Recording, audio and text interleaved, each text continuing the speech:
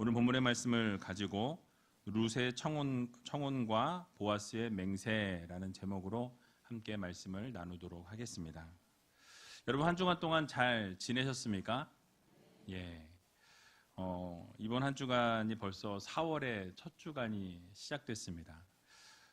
날씨가 참 좋아진 것 같아요. 이제 진짜 겨울은 완전히 갔고 봄이 온 것 같습니다.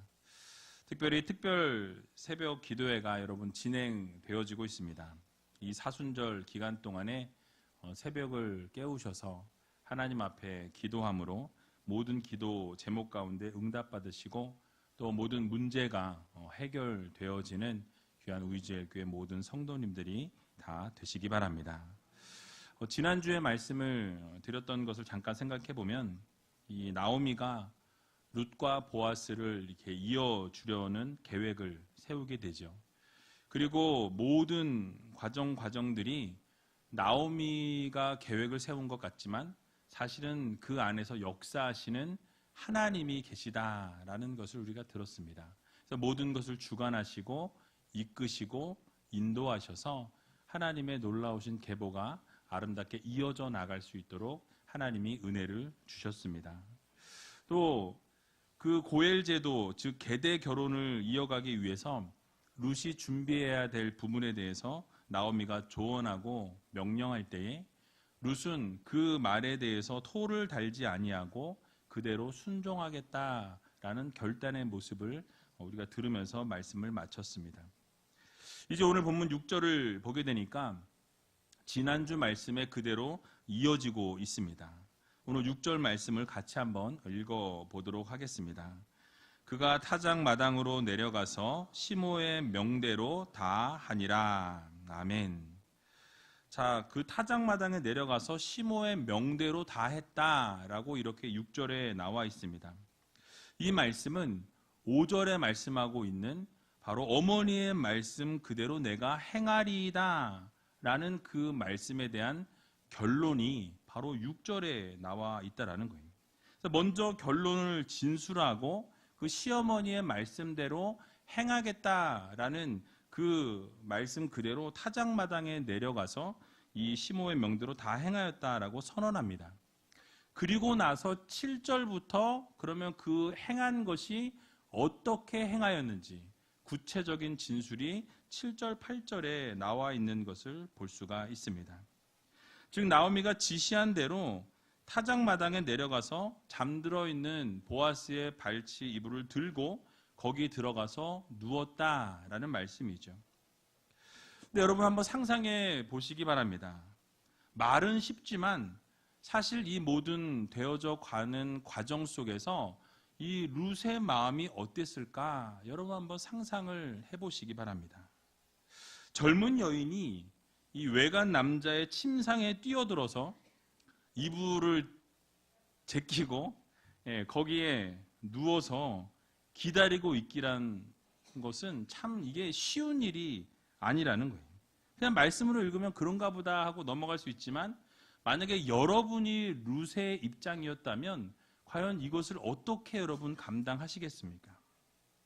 어머니의 말씀대로 행하였음에도 불구하고 만약에 보아스가 룻을 받아들이지 아니하고 룻의 행동을 바라보면서 좋지 않게 여기고 또 음탕한 여인이다라고 이렇게 생각을 한다라고 한다면 여러분 그동안의 모든 노력과 모든 이 과감한 행동들은 다 수포로 돌아갈 수밖에 없는 그런 상황이었다라는 것이죠.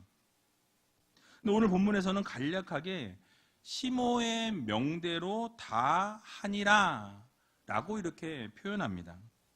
그러나 이 룻의 심리 상태를 우리가 생각해 보면 정말 룻은 이 가슴이 쿵쾅쿵쾅 뛰고 한없이 떨리는 가슴을 부여잡고 또 그 마음 가운데 부끄러움과 또 두려움과 이런 모든 것 사이에서 결단하며 나아갔다라는 것을 우리는 생각해 볼 수 있습니다. 이처럼 어떤 계획을 우리가 그대로 실행한다라는 것. 여러분 그것은 쉬운 일이 아닙니다. 특별히 룻이 해야 했던 이 007 작전과 같은 이 침실에 침투해서 발밑에 이불을 들추고 거기에 눕는다. 가슴이 떨리고 긴장의 연속이었을 것이다 라는 사실이에요. 근데 그런 두려움과 부끄러움과 이런 긴장과 떨림이 있다고 해서 만약에 그 자리에서 그 일을 행하지 아니하고 멈췄다라고 여러분 생각해 보시기 바랍니다. 만약에 그 모든 일을 실천하지 않았다라고 한다면 이 나오미의 계획은 결국 하나님의 계획은 성취될 수 없었을 것이다 라는 말씀이에요. 그러면 어떻게 되는 것입니까? 보아스로 하여금 이 고엘 제도가 의무를 행하는 이 모든 일이 이루어지지 못했을 것이다 라는 것이죠. 또 사랑받는 아내가 되어서 행복한 삶을 누리기로 했던 모든 것들도 이루지 못하였을 것입니다. 죽은 남편의 가문을 일으켜 세울 수 없었을 뿐만 아니라 결국 예수 그리스도의 계보도 이을 수 없었을 것이다 라는 결론에 이르게 됩니다. 그러므로 우리 모두는 계획한 모든 것을 실천하는 삶을 살아가야 합니다. 여러분, 이런 속담이 있죠. 부뚜막에 소금도 집어넣어야 짜다 라는 속담이 있어요. 다 모르시나 보죠? 지금 영 반응이 떨떠름하셔가지고 그런 속담이 있습니다. 부뚜막에 소금도 집어넣어야 짜다. 여러분, 무슨 이야기입니까? 솥에 불을 피웁니다. 불을 피우면서 요리를 하는데 소금이 바로 옆에 이 부뚜막에 있다라는 거예요. 옆에 나란히 이 소금이 부뚜막에 있다고 해서 그 음식이 짜지지 않는다라는 거예요. 어떻게 해야 짜지죠? 소금을 집어 넣어야 음식의 맛을 낼 수가 있는 것입니다. 즉, 이 말은 아무리 쉬운 일이라도 실행하지 않으면 아무런 의미가 없다라는 의미의 속담인 것입니다. 그러므로 진정한 성도들의 삶은 어때야 합니까? 실천하는 삶을 살아가야 한다라는 거예요. 행함이 있는 삶을 살아가야 한다라는 것입니다. 그래서 우리의 삶에서 듣기만 하고 머릿속으로 생각하기만 하고 말만 한다라는 것은, 실천이 없는 것은 하나님이 기뻐하시지 않는다라는 것이죠.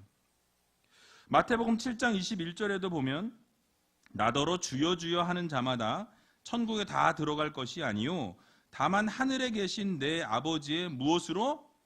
뜻대로 행하는 자라야 들어가리라 라고 말씀하고 있습니다. 즉, 입으로 주님을 고백하고 주님 주님 주여 이렇게 외치는 것이 중요한 것이 아니라 무엇이 중요합니까? 하나님의 뜻대로 행하는 것이 크리스찬에게 있어서, 성도들에게 있어서 매우 중요하다라는 말씀입니다. 그러므로 어렵고 힘든 일이 우리 앞에 놓여 있고 때로는 두려운 일이 우리를 가로막을지라도 여러분, 한번 용기를 내어서 주어진 일에 최선을 다하고 우리가 주어진 모든 사명 가운데, 그 삶 가운데 모든 것을 실행하고 또 그 모든 것을 취할 수 있는 그런 여러분들이 다 되시기 바랍니다. 그래서 말씀을 믿고 하나님께서 이루실 것들을 기대하면서 실천하며 살아갈 때, 우리가 행함으로 살아가게 될 때에 결국 하나님께서 놀라운 것으로 함께 하신다라는 이 사실을 믿으시고 날마다 실천하며 살아갈 수 있는 저와 여러분들이 다 되시길 주님의 이름으로 간절히 축원을 드립니다.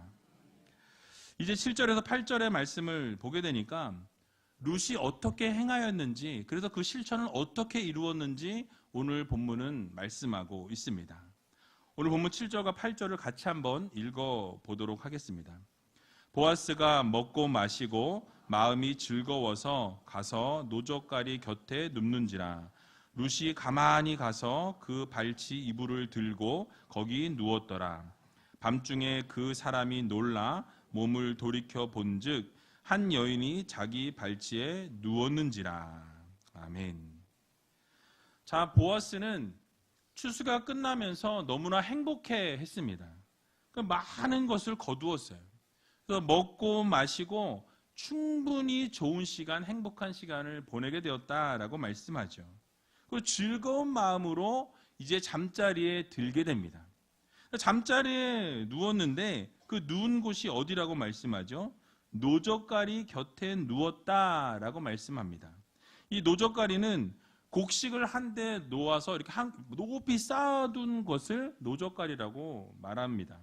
노젓가리 곁에 누웠다라는 것은 곡식이 쌓여 있는 곳, 즉 이 옆에 그 끝자리에 누워 있다라는 것이죠. 지난번에 살펴본 것처럼 어디에 누웠는지 잘 살피고 그리고 어디에 눕는 것을 본 이후에 몰래 가서 발치이불을 들고 그리고 거기에 누우라라고 이야기를 했죠.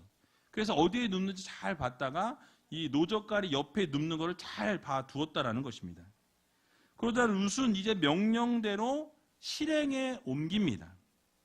룻이 가만히 다가가서 그 발치 이불을 들고 거기에 누웠더라라고 성경은 말씀하죠. 근데 여기 가만히라는 이 단어를 우리가 생각해 보면 아주 조용히 아무도 모르게 뭐 이런 의미가 있겠죠. 그런데 이 단어가 쓰인 예를 사무엘상 24장 4절에 동일하게 쓰고 있는 이 단어를 보게 되니까 어떤 상황이냐면 다윗이 엔게디 동굴에 숨어 있을 그때에 사울이 알아차리지 못하게 몰래 다가갑니다.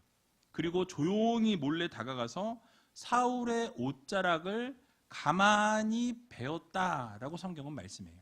거기서 쓰인 가만히라는 이 단어와 오늘 본문에 쓰인 가만히라는 이 단어가 동의어로 똑같은 히브리 단어가 사용되었습니다.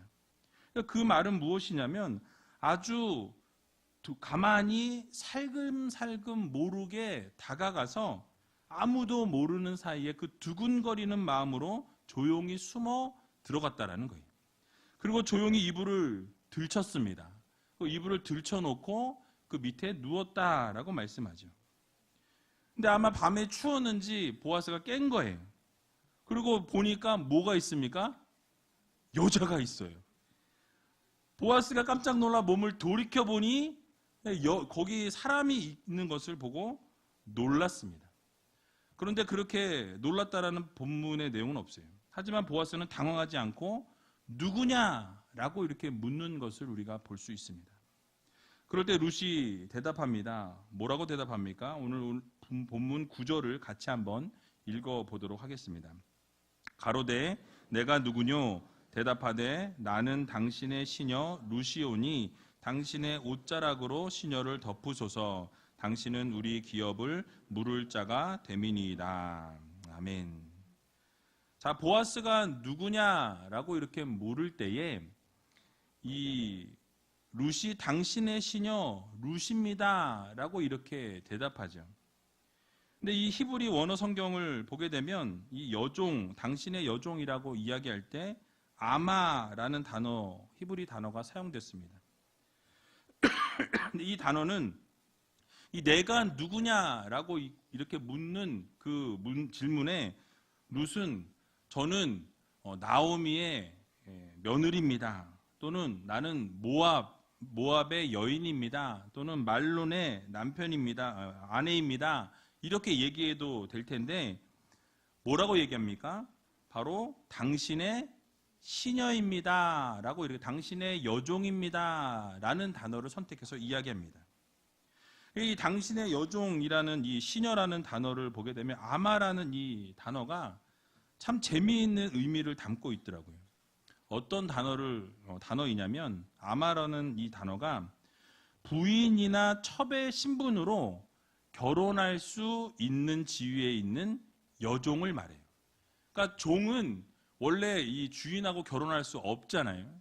그런데 이 사랑을 받은 이 아마라는 단어를 쓸 때 여종이라는 이 뜻은 바로 부인이나 첩의 신분을 가지고 결혼할 수 있는 지위에 있는 여종이라는 단어를 사용하고 있다는 거예요. 그 말은 지금 무엇입니까? 내가 지금 당신과 결혼할 수 있습니다. 라는 단어를 말하고 있는 거예요. 그리고 한 걸음 더 나아가서 무엇을 요구합니까?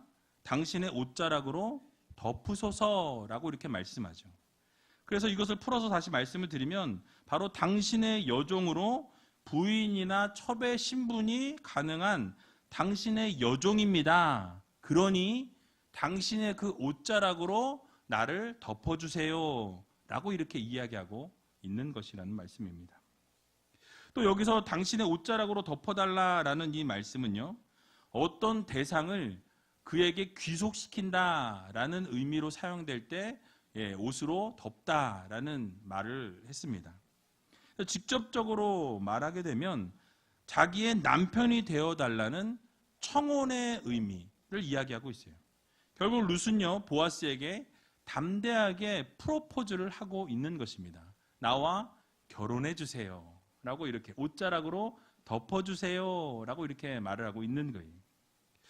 고엘 제도, 즉 기업을 물을 자가 바로 당신이니까 그 기업을 물을 자가 당신이기 때문에 그 모든 것을 이행해달라 라고 부탁하고 있는 것입니다.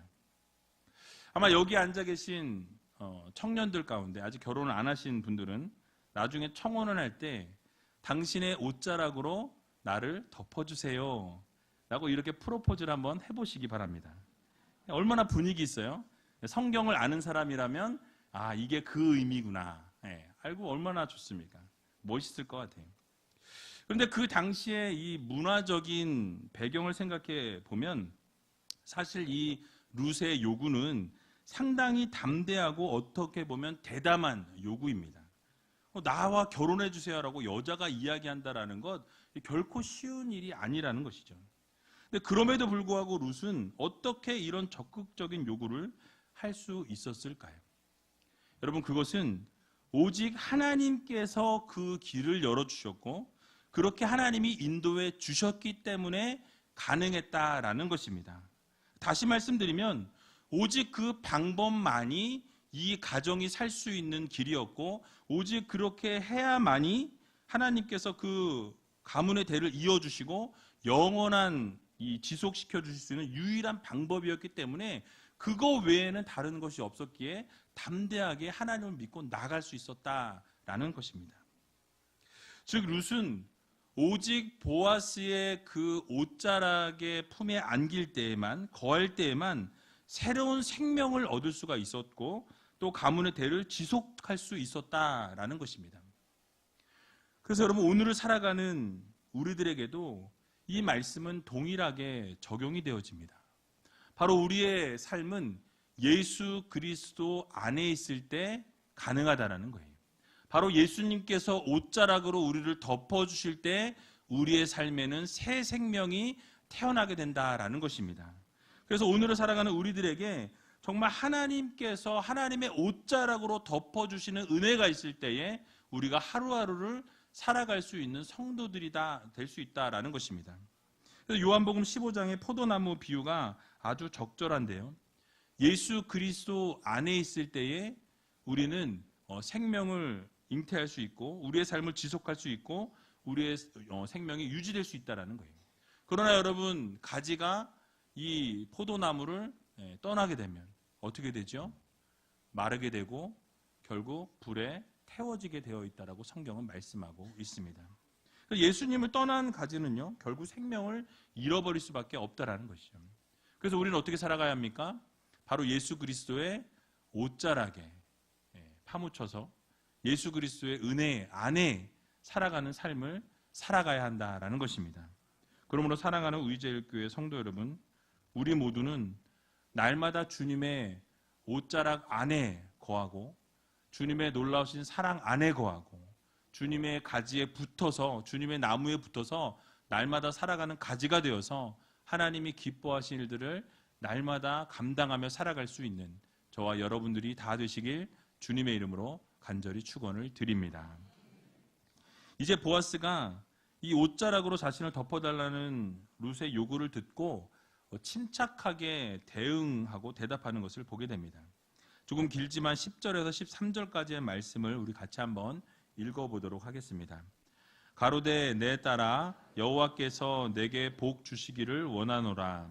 내가 빈부를 물론하고 연소한 자를 쫓지 아니하였으니 너의 베푼 인애가 처음보다 나중이 더하도다. 내 딸아, 두려워 말라. 내가 내 말대로 내게 다 행하리라. 내가 현숙한 여자인 줄 나의 성읍 백성이 다 아느니라. 참으로 나는 내 기업을 물을 자나 물을 자가 나보다 더 가까운 친족이 있으니 이 밤에 여기서 머무르라. 아침에 그가 기업 물을 자의 책임을 내게 이행하려 하면 좋으니 그가 그 기업 물을 자의 책임을 행할 것이니라. 만일 그가 기업 물을 자의 책임을 내게 이행코자 아니하면 여호와의 사심으로 맹세하노니 내가 기업 물을 자의 책임을 내게 행하리라. 아침까지 누울지니라. 아멘. 자, 보아스는 여호와께서 내게 복 주시기를 원한다라고 이렇게 먼저 축복합니다. 그렇게 말했던 이유는 룻이 젊은 남자를 쫓아가지 아니하였고 이 기업 물을 제도에 따라서 나이 많고 자격이 없는 자신에게 청혼을 한 것에 대해서 인애를 베풀었다라고 표현하고 있다라는 거예요. 특별히 여기서 연소한 자라고 이야기할 때 연소한 자를 쫓지 아니하였다라고 이렇게 보아스가 말한 것은 이 영어 성경에 보게 되면 정관사 더가 그 앞에 붙어 있습니다. 이 정관사 더가 붙는다라는 것은 그 앞에서 말했던 적이 있는 것을 받을 때 더를 사용하죠. 결국 이 추수밭에서 함께 일했던 젊고 열정적이고 결혼하지 않은 한 남자가 룻에게 청혼한 사람이 있었다라는 거예요. 근데 그 사람을 네가 쫓아가지 아니하고 나에게 이렇게 청혼한 것, 그것이 정말 나에게는 어마어마한 은혜요, 인애다, 헤세드다라고 이렇게 표현하고 있는 것입니다. 나이가 많고 힘이 없는 보아스에게 청혼한 것이 이 보아스의 마음에는 너무나 기쁘고 감사했다라는 거예요. 그래서 그것이 헤세드라고 고백하고 있습니다. 그리고 그 인애는 이 시어머니나 죽은 남편에게 베풀었던 것보다 자신에게 베푼 이 은혜가 더 크다라고 이렇게 표현하고 있는 것이죠. 근데 우리는 이 룻의 모습을 살펴보면서 한 가지 깨달을 필요가 있습니다. 룻은 바로 젊은 나이였음에도 불구하고 자신의 육체적 정욕에 따라 움직이지 않았다라는 것을 우리가 볼 수가 있습니다. 그러니까 젊은 남자와 결혼을 이루려고 하면 자신에게 청혼했던 젊은 남자가 있기에 결혼할 수 있었지만 어머니의 소원이자 그 대를 잇는 가문의 대를 잇는 것이 너무나도 중요했기 때문에 그 가문을 다시 세우기 위해서 자신의 정욕을, 자신의 욕심을, 자신의 생각을 내려놓았다라는 거예요. 이 같은 룻의 행위는 철저하게 육체의 정욕을 배제하고 이 효와 선을 행하기 위해서 그 모든 것을 내려놓고 하나님의 뜻을 따라서 행했던 것을 우리가 알 수 있다는 사실입니다. 보아스가 아무리 자상하고 큰 부자였다고 해도 룻에게 있어서는 사실 아버지 뻘 되는 남자였다라는 거예요. 그래서 젊은 이 룻이 나이 많은 남자와 결혼하기보다는 사실 젊은 남자와 결혼하는 것이 더 좋을 것입니다. 근데 그럼에도 불구하고 룻은 육체적인 정욕과 육체적인 욕심을 따르지 아니하고 하나님의 뜻을 따라서 이 가문을 세우기 위해 나이 많은 보아스와 결혼하기로 자청했다라는 것이죠. 여러분, 우리의 삶 속에서도 이와 동일하게 나의 정욕과 나의 욕심과 나의 생각을 채우기 위해서 살아가는 우리가 아니라 바로 우리의 삶 속에서도 하나님의 말씀대로, 하나님의 뜻대로, 하나님이 기뻐하신 것을 선택하며 살아갈 수 있는 여러분들이 다 되시기 바랍니다. 그런 삶이 하나님이 기뻐하시는 삶이라는 거예요. 그래서 그렇게 고백한 보아스는 무엇을 약속하게 주고 있습니까? 내 말대로 다 행하여 주겠다라고 이렇게 말씀하죠. 룻의 청혼을 받아들여서 이제 고엘 제도의 의무를 반드시 이행하겠다라는 그런 의미를 담고 있습니다. 그런데 보니까 한 가지 걸리는 게 있어요. 무엇이었습니까? 바로 자신이 기업을 무르기를 원하는데 나보다 우선순위인 사람이 한 사람 있다라는 거예요. 그래서 친족이 더 가까운 사람이 있기 때문에 그가 기업을 물어야 하는데 그가 그렇게 물지 않겠다라고 한다면 그러면 내가 살아계신 하나님께 맹세하노니 내가 그러면 그 일을 행하겠다라고 약속하는 것을 볼 수가 있다라는 것입니다. 이 모든 과정을 우리가 살펴보면서 생각해 보아야 할 부분이 있습니다. 결국 모든 것을 이룰 수 있는 것은 누구에게 달려 있습니까? 바로 보아스에게 모든 책임이 이행되어지고 보아스가 모든 것을 이행하고 따라야만 그 모든 일들이 진행되어진다라는 사실입니다. 룻이 아무리 원하고 바라고 자신이 그것을 소원하고 그것을 하기 원한다 할지라도 그 보아스가 그것을 받아들여 주지 아니하면 그것은 이루어질 수가 없다라는 사실이죠. 이것은 성도들과 하나님과의 관계에 있어서도 마찬가지입니다. 우리가 원하는 것이 있을지라도 그것을 이루시는 분은 누구십니까? 하나님이시라는 거예요. 우리가 아무리 원하고 아무리 소원하고 아무리 바라는 것이 있을지라도 그것이 하나님의 뜻이 아니고 하나님이 원하시는 것이 아니라면 그것을 하나님께서 이루시지 않으신다라는 사실이에요. 여러분, 사도 바울을 보시기 바랍니다. 그는 손수건이나 그가 사용하던 앞치마만 사람들이 스치더라도 병이 낫는 놀라운 기적의 역사가 일어났습니다. 그런 능력이 있었어요. 하지만 하나님께서 허락하지 않은 것이 무엇이었습니까? 자신의 몸의 병에 대해서 기도할 때 하나님께서 그 병은 고쳐주지 않으시는 것을 우리가 볼 수가 있습니다. 마찬가지입니다. 우리 모든 일은 하나님께서 이루셔야 가능합니다. 하나님께서 하셔야 된다라는 거예요. 사람의 힘으로, 사람의 능력으로, 사람의 생각으로 모든 것을 이루기 원하지만은 하나님께서 그것을 이루길 원하지 않으신다면 그것이 이루어질 수 없다라는 사실을 여러분들 모두 기억하시기 바랍니다. 그러므로 우리가 무엇을 하든지 우리의 힘으로 하려고 해서는 안 된다라는 사실이에요. 이번 한 주간 여러분 살아가실 때에 내 힘으로, 내 능력으로 내가 원하는 것, 내가 바라는 것을 향해 나아가는 우리가 아니라 정말 하나님께서 모든 것 행하여 주시고 하나님께서 모든 것 인도해 주시고 결국 하나님께서 이루어 주셔야 가능하다라는 이 사실을 믿으시고 이번 한 주간 하나님께 모든 것 내어 맡기며 살아갈 수 있는 저와 여러분들이 다 되시길 주님의 이름으로 간절히 축원을 드립니다. 우리 시같이 찬양하기 원하는데요, 주는 완전합니다 이 찬양하면서 하나님, 우리는 매일매일 쓰러지고 넘어지고 우리는 눈물을 흘리고 실수하는 죄인들입니다. 그러나 완전하신 하나님, 온전하신 하나님께서 우리의 뜻을 아시고 모든 것 채워주시는 귀한 은혜의 역사를 이루어 주시옵소서. 함께 찬양하고 통성으로 기도하는 시간 갖도록 하겠습니다.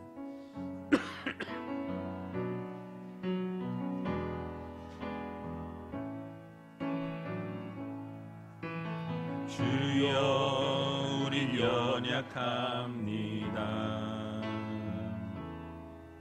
우린 오늘을 힘겨워합니다. 주 뜻 이루며 살기에 부족합니다. 우린 연약합니다. 주여, 우린 넘어집니다. 주여, 우린 넘어집니다. 오늘 하루 또 실수합니다. 주의 긍휼을 구하는 죄인입니다. 우린 주만 바라봅니다. 한없는 주님의 은혜, 한없는 주님의 은혜, 온 세상 위에 넘칩니다. 가릴 수 없는 주 영광, 온 땅 위에 주만 합니다. 주님만 이 길이 오니 우린 그 길 따라갑니다. 우린 그 길 따라갑니다. 그날에 우리를 이루시. 주는 완전합니다. 주는 완전합니다. 한없는 주님의 은혜, 한없는